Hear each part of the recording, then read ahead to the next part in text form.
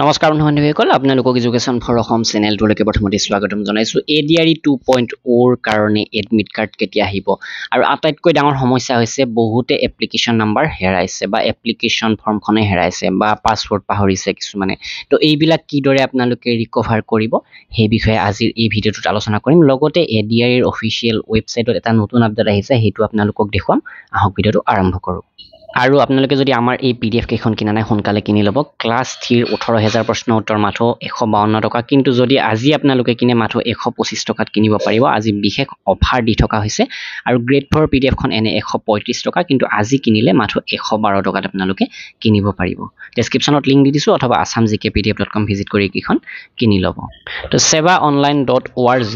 ইয়াতে গোটেইখিনি লিংক আমি পাই যাম যেতিয়া এডমিট আহিব আৰু ইয়াতে ক্লাছ 3 ক্লাছ 4 পোষ্টৰ যি লিংক তাতে যদি আমি ক্লিক কৰিলো হেহতিয়া এখন নোটিছ আহিছে application format and letter of undertaking for using scribe by PWBD candidate অৰ্থাৎ PWD candidate ৰ বাবে এখন letter format application format আহিছে যিটো তেওঁলোকে বিশেষকৈ যিসকল ক্যান্ডিডেট ব্লাইন্ড হয় তেওঁলোকে কোনোবা মানুহ ব্যৱহাৰ কৰিব এনসাৰ ৰাইটিংৰ কাৰণে তেনেকুৱা ধৰণৰ আবেদন কৰিবৰ কাৰণে এই ফৰ্মখন ৱেবছাইটত দি দিছে তো এইখন চাওক ইয়াতে গোটেইখিনি কথা আছে যিজন ক্যান্ডিডেট ব্লাইন্ড হয় তেওঁ এই কথাখিনি উল্লেখ কৰিব লাগিব এক্সামটো দিব যে আৰু কোড পৰিছে কোনটো চেণ্টাৰত এইখিনি উল্লেখ কৰিব লাগিব অৰ্থাৎ এডমিট কাৰ্ড দুই এদিনতে প্ৰকাশ পাব ইয়াতে উল্লেখ কৰিছে যে appearing for the name of examination ধৰক আপুনি ক্লাছ 4 ৰ দিছে ক্লাছ 3 দিছে bearing roll number ইয়াতে আপুনি বহাব লাগিব at আপোনাৰ এক্সাম চেণ্টাৰ বহাব লাগিব অৰ্থাৎ এডমিট কাৰ্ডখন দুই এদিনতে আহি যাব তেতিয়া আপুনি বহাব পাৰিব কোন ডিস্ট্ৰিক্টত পৰিছে এই সকলোখিনি উল্লেখ কৰিব লাগিব আৰু দুটা অপচন দিছে I do state that I used to utilize the service of scribe আপুনি scribe examination body পৰা provide কৰিবৰ কাৰণে এটো ক'ব পাৰে তাৰ পৰা কোনোবা মানুহ provide কৰিব আপোনাক আপোনাৰ সহায় হোৱাকৈ অথবা আপুনি নিজাকৈ এজন ব্যক্তি লৈ যাব পাৰে ইয়াতে হেতু কৈছে তো উল্লেখ কৰিব লাগিব আৰু আপোনাৰ ফটো আৰু লগতে যিজন স্ক্ৰাইব লব আপুনি সেইজনৰ ফটো ইয়াতে দিব লাগিব আৰু সব ইয়াতে এডিশনাল ডিস্ট্ৰিক্ট কমিশনাৰৰ সিগনেচাৰ আৰু সিল লাগিব তো এইটো প্ৰক্ৰিয়াটো সোনকালে কৰি ল'ব লাগিব আপোনালোকে এডমিট কাৰ্ড অহাৰ লগে লগে তো কোড কি কৰিব লাগে সেই বিষয়ে আমি আপোনালোকক নেক্সট ভিডিঅত জনাই দিম এতিয়া প্ৰশ্ন হৈছে আপোনালোকে এপ্লিকেশন ফৰ্মখন হেৰাইছে কি দৰে পাব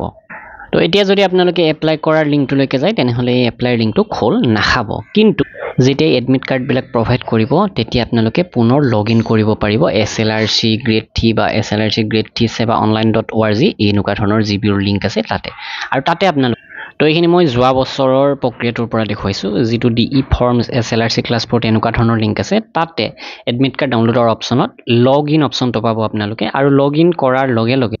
আপোনাৰ গোটেই ডিটেইল বিলাক আহি যাব ইয়াতে application number name of applicant